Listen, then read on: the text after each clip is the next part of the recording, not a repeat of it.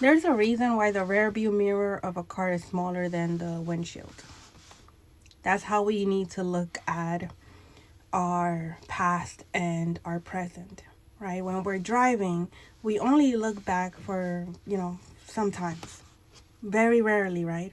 We're always looking, moving forward, right? And then we have to stay on the path. We stay on the path, right? Stay on the path. If not, we're gonna get off track, right? And so the same thing when driving our life, when taking ownership and responsibility for our lives. And now let's look at responsibility, right? Responsibility, the ability to respond, right?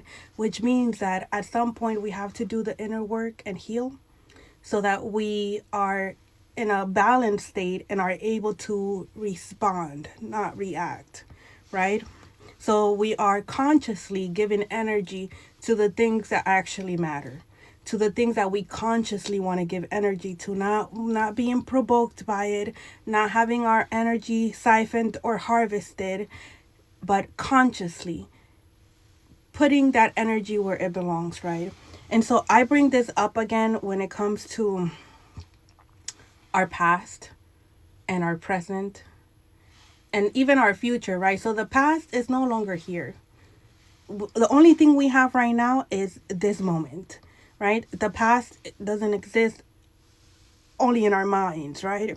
And so for healing purposes and for gaining knowledge and reflection, sometimes, well, at all times, we must go during a certain time frame.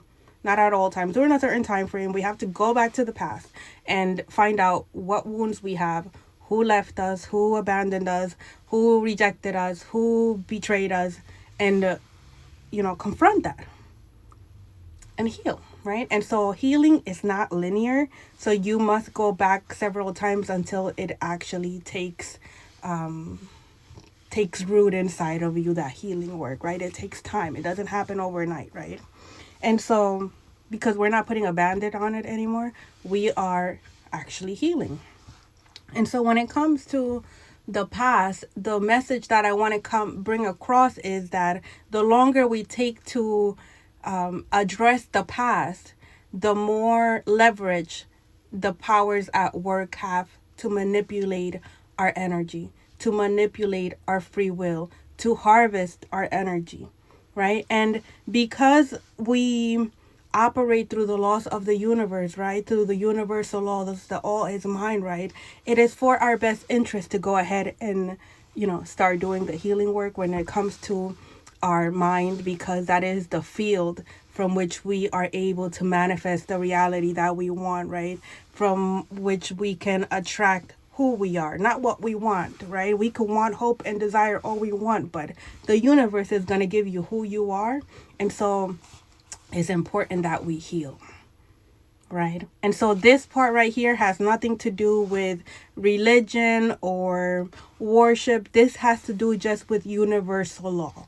The universe is going to give you more of what you are, right? If you think about your reality today, right? Like the people that you interact with, you will like take an inventory of it and see what kind of people you have in your life. The kind of people you have in your life are a reflection of you, right? You're going to keep getting more of that until you do something different and choose to heal. And it all starts in the mind. Okay? And so, again, I get off track. The purpose of the message is to be able to address the past but not stay there, right? Not stay lingering there. A lot of the people who, end up committing crimes, who end up in addictions, or who are staying in addictions, or are out here doing things that they're not so proud of.